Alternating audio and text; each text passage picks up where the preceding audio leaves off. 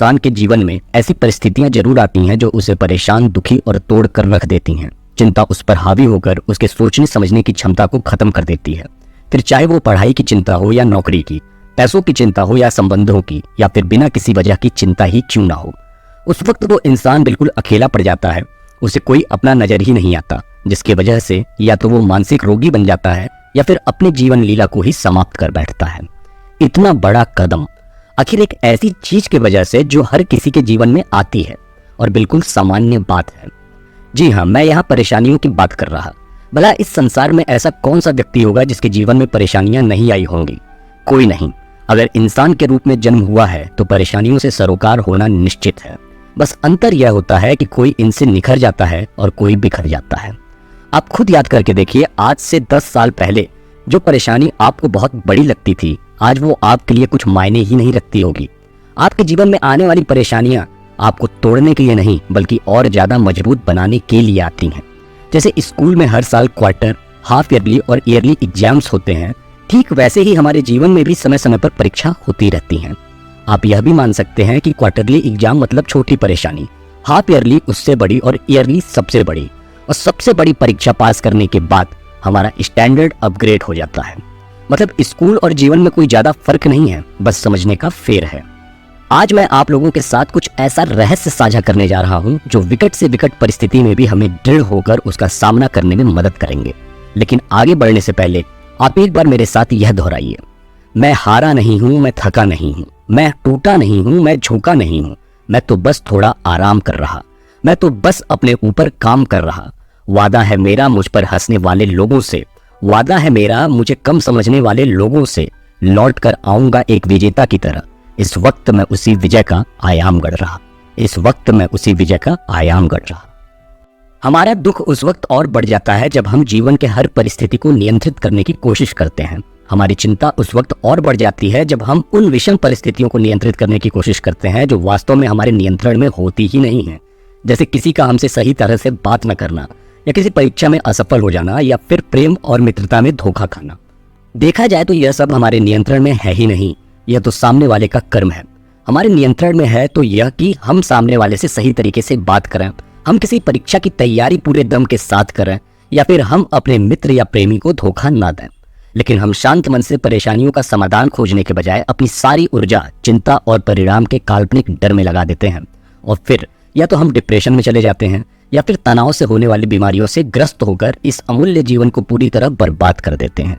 जबकि इसे सार्थक बनाना बेहद आसान और मजेदार है, और इस रहस्य को जानने वाला हर इंसान आज सफलता के शीर्ष पर बैठा है।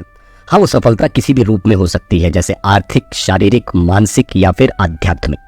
देखिए, सबसे पहले तो आपको चिंता करना छोड़ना होगा, और ऐसा आप तभी कर पाएंगे जब अपने विचारों और भावनाओं के साथ अकेले समय बिताकर अपनी अंतर आत्मा की आवाज सुनेंगे।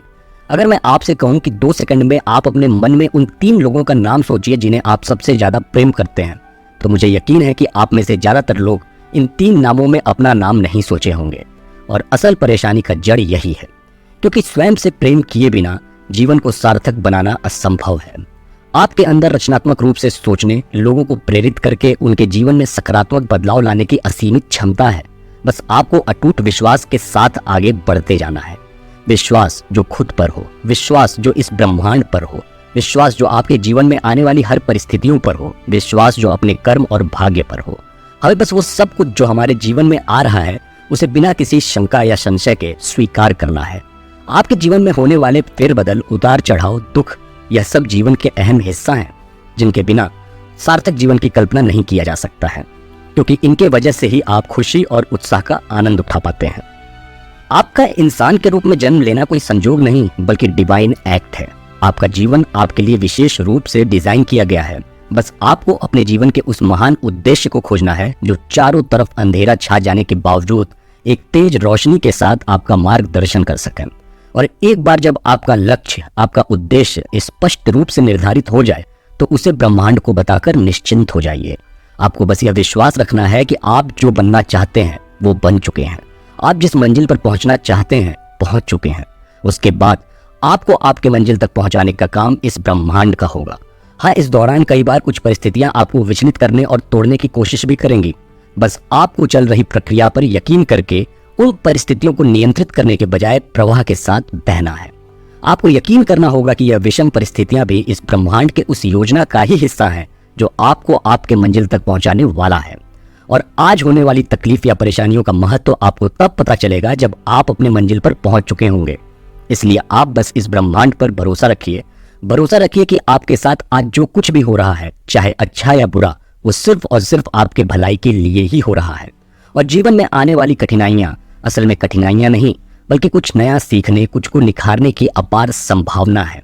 आपका बुरा वक्त उस शिक्षक की तरह है जो आपको आपके अस्तित्व के केंद्र तक ले जाएगा, या उस सुरंग की तरह है जिसके अंत में एक तीव्र प्रकाश आपके मार्गदर्शन और असीम संभावनाओं के दर्शन के लिए इंतजार कर रहा है।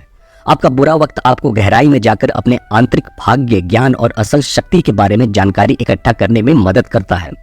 इसी समय आप किसी चीज को जाने देना सीखेंगे, इसी समय आप होने वाले बदलाव को स्वीकार करना सीखेंगे। अब आपको करना यह है कि सबसे पहले अपनी इच्छाएं और आवश्यकताएं स्पष्ट रूप से परिभाषित कर लीजिए कि वाकई में आप क्या चाहते हैं, बिना इस चिंता के कि जो आप चाहते हैं वो आप हासिल कैसे करेंगे, क्योंकि उसे आप तक पहुंचाना आपका नहीं बल्कि इस ब्रह्मांड का काम है। आपका काम है बस अपनी इच्छाओं को स्पष्ट रूप से उसे बताना। आप बस अपने आदर्श जीवन की कल्पना करने के लिए एक क्षण लीजिए और ऐसा व्यवहार कीजिए जैसे आप अपना आदर्श जीवन जी रहे हैं। ऐसा करके आप इस ब्रह्मांड को बता देंगे कि आप क्या चाहते हैं। हाँ, इस दौरान आपको अपने रिस्ट्रिक्टिव बिलीफ और सेल्फ डाउट से अभी इसी वक्त मुक्त होना पड़ेगा, क्योंकि यही है जो आपको आपके लक्ष्य तक पहुंचने से रोकते हैं। ऐसे में ध्यान रहे कि आप अपने भाग्य के स्वयं नियंत्रक हैं। कोई भी परिस्थिति, कोई भी विचार तब तक आपको नहीं रोक सकता जब तक आप उसे रोकने की अनुमति नहीं देंगे। ऐसा करके ही आप अपने जीवन में आगे आने वाले असीमित अवसरों का स्वागत कर पाएंगे। परिवर्तन इस संसार का नियम है, इसलिए इसका स्वागत आप खुले बाहों से कीजिए। सब कुछ खो देने की स्थिति में भी एक बात हमेशा याद रखिए कि ऊपर वाला जब भी एक दरवाजा बंद करता है तो उसके बदले 100 नए दरवाजे खोल देता है। बस आपको हतोत्साहित हुए बिना स्वयं का ख्याल रखते हुए आगे बढ़ते रहना है। आपको अपने शरीर, मन और आत्मा का ख्याल रखना है। आपको सिर्फ वो काम करना है जिसमें आपको आनंद और खुशी महसूस होती है, जिससे आपके ऊर्जा का संचार बढ़ता है। हाँ, जीवन के सफर के इस दौरान आपको कुछ ऐसे लोग भी मिलेंगे जो आपके साथ संबंध बनाने और आपका सही मूल्यांकन करने में असक्षम होंगे, जो सक्रिय रूप से आपको नीचा दिखाने या आपको हतोत्साहित करने का प्रयास करेंगे। ऐसे में आपको उनकी पहचान करके उनसे दूर हो जाना है। दूर हो जाना है उन लोगों से जो आपको आपके लक्ष्य, आपके उद्देश्य तक पहुंचते नहीं देखना चाहते हैं। बस फिर क्या, आप स्वतंत्र होकर जीवन का लुत्फ उठाइए। जो आ रहा है आने दीजिए, जो हो रहा है होने दीजिए। और अगर जीवन के इस सफर को और ज्यादा यादगार और मजेदार बनाना है तो फिर यह 9 आदतें अपने जीवन में हमेशा हमेशा के लिए शामिल कर लीजिए। पहली आदत है ग्रेटिट्यूड, यानी कि कृतज्ञता। इसके बदौलत आपका सफर और आसान हो जाएगा। आपको बस हर मिलने वाली चीजों के लिए इस ब्रह्मांड और ऊपर वाले के प्रति कृतज्ञ रहना है। इसी के बदौलत आपका ध्यान उन चीजों पर केंद्रित होता है जो आपके पास है, ना कि उन पर जो आपके पास नहीं है। आपका कृतज्ञ होना आपके जीवन में और भी बेहतर स्थितियों को आकर्षित करता है, और जब आप किसी की मदद करके उसके प्रति भी कृतज्ञ होते हैं तो फिर यह ब्रह्मांड आपको और ज्यादा लोगों की मदद करने के लिए चुन लेता है। दूसरी आदत है एप्रिशिएशन, यानी कि प्रशंसा करना। यह वो चाबी है जो हर बंद दरवाजों को खोल देती है। जी हाँ, आप बस प्रसन्न होकर स्वयं की और लोगों की प्रशंसा कीजिए। स्वयं की प्रशंसा के लिए आप आईने में सामने स्वयं को शाबाशी दीजिए कि आज से पहले हर बुरे वक्त, हर चुनौतियों का सामना आप कितने सक्षमता और सूझबूझ के साथ किए हैं। अपने हर उपलब्धि, हर कामयाबी को याद कीजिए। यकीन मानिए, आपका यह रवैया कठिन वक्त में भी आपको मजबूत बनने और सेल्फ कॉन्फिडेंस को बूस्ट करने में मदद करेगा। और वहीं जब आप सामने वाले की क्षमता और प्रयास की प्रशंसा करते हैं तो यह दुनिया आपको प्रेम और आदर के भाव से देखने लगती है, आपको अपने नेता के रूप में देखने लगती है, आपके कौशल और क्षमताओं की कायल हो जाती है। मतलब प्रशंसा करने की आदत को शामिल करके आप लोगों को इतना प्रभावित कर सकते हैं कि सामने वाला व्यक्ति किसी भी हद पर जाके कुछ भी करने के लिए तैयार हो जाता है।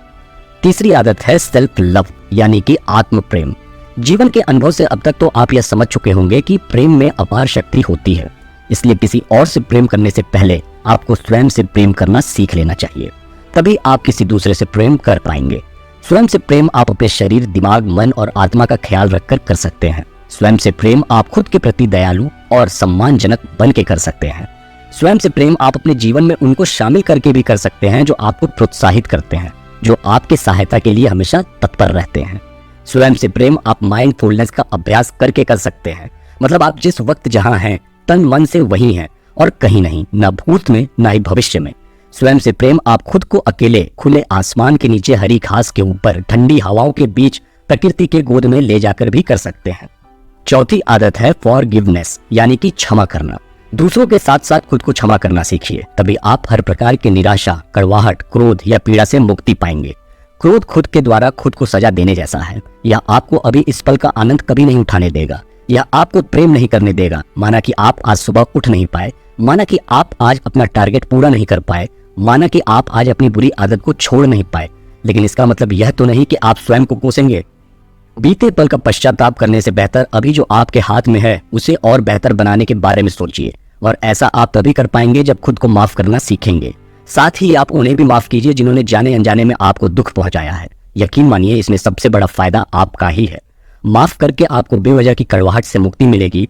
आप खुद पर नियंत्रण करके अतीत के बोझ से मुक्त हो पाएंगे। आपके अंदर सहनशीलता और दयालुता भी बढ़ेगी, और फिर शुरुआत होगी स्वतंत्रता, आनंद और शांति के एक नए अध्याय की। पांचवी आदत है सरेंडर, यानी कि समर्पण। आज अभी इसी वक्त से जीवन में आने वाली हर अनियंत्रित परिस्थिति को स्वीकार कर लीजिए। आपको विश्वास करना होगा कि आपका जीवन सुचारू और योजनाबद्ध तरीके से चल रहा है। आपके साथ जो कुछ भी हो रहा है वो सिर्फ और सिर्फ आपके भलाई के लिए हो रहा है। आप खुद को इस ब्रह्मांड को समर्पित करके उसे बताइए कि आपको उस पर पूरा यकीन है, आपको सब मंजूर है। उसे बताइए कि आपको पता है कि वो आपको सर्वोत्तम की तरफ ले जा रहा है। यकीन मानिए जिस दिन पूर्ण रूप से आप स्वयं को इस ब्रह्मांड के सामने समर्पित कर देंगे, उसी दिन से आपके जीवन में चमत्कार होने लगेगा। और हाँ, इस दौरान आपको अपने ईगो सेंट्रिक चाहते, अपेक्षाओं और लगाव को सकारात्मक ऊर्जा, अच्छी भावना और गहन शांति से बदल देना है। छठी आदत है परसीवरेंस, यानी कि दृढ़ता। जीवन में आने वाली कठिनाइयां, निराशाएं और बाधाएं आपकी परीक्षा है, जिनका उद्देश्य आपको तोड़ना नहीं बल्कि एक मजबूत इंसान बनाना है। इसलिए अब से जीवन में आने वाली हर कठिनाइयों का स्वागत दृढ़ता के साथ कीजिए। साथ ही अपने अंदर ज्ञान की प्यास को जगाइए, लचीलेपन को अपनाइए और किसी भी प्रकार की चुनौती पर विजय पाने का विश्वास कीजिए। यकीन मानिए आपके जीवन में आने वाली हर एक बाधा, चाहे छोटी हो या बड़ी, आपको आपके लक्ष्य के करीब ले जा रही है। बस आपका सामना असल चमत्कार से होने ही वाला है। सातवीं आदत है थैंकफुल, यानी कि आभारी होना, जो आपको अपनी ओर बेहतर और सर्वश्रेष्ठ को खींचने वाला चुम्बक बना देगा, जो आपको शाश्वत समृद्धि और खुशी के मार्ग पर ले जाएगा। बस आप जीवन के हर उपलब्धि के प्रति आभारी बन जाइए। सिर्फ उन चीजों पर ध्यान दीजिए जिन्हें आप अपने जीवन में शामिल करना चाहते हैं, या फिर जो आपके जीवन को खुशियों से भर देता है। जैसे आपके त्वचा पर धूप का स्पर्श हो, या फिर आपके परिजनों के हंसने की आवाज हो, या फिर इस प्रकृति का वैभव। और आप पाएंगे कि यह ब्रह्मांड आपको इस आदत के बदले ढेर सारा सौभाग्य दे रहा है। आठवीं आदत है एक्सप्रेस वन सेल्फ, यानी कि स्वयं को अभिव्यक्त करना। इसके लिए सबसे पहले तो आपको निडर और सच्चा होना होगा। ध्यान रहे, आपके मुख से निकलने वाले शब्द प्रकाश स्तंभ की तरह होते हैं, जो दूसरों के जीवन में प्रेरणा का काम करते हैं। आपके शब्द किसी के जीवन को बदलने की ताकत रखते हैं। इसलिए स्वयं को अभिव्यक्त करते वक्त अपने शब्दों के चयन में आपको विशेष ध्यान देना चाहिए। मतलब आपके शब्द ऐसे नहीं होने चाहिए कि सामने वाले के जीवन को बर्बाद कर दें, उन्हें हतोत्साहित कर दें। इसके अलावा आप साहसी बनिए, अपने जीवन की महान कहानियों के माध्यम से लोगों के जीवन में रोशनी भरिए। साथ ही यह पता कीजिए कि आपको क्या करके सच्ची खुशी मिलती है। स्वयं को लेखन, पेंटिंग, गायन या किसी और रचनात्मक तरीके से व्यक्त कीजिए।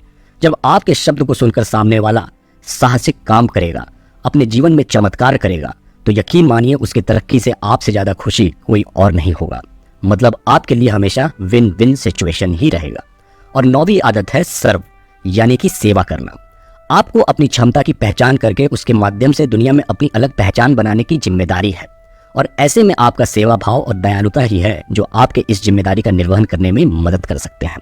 आपका लोगों की सेवा करने एक चैन रिएक्शन की तरह काम करता है, जो सिर्फ जिसकी सेवा की जा रही है उसी को नहीं बल्कि उससे जुड़े बाकी लोगों को भी प्रभावित करता है।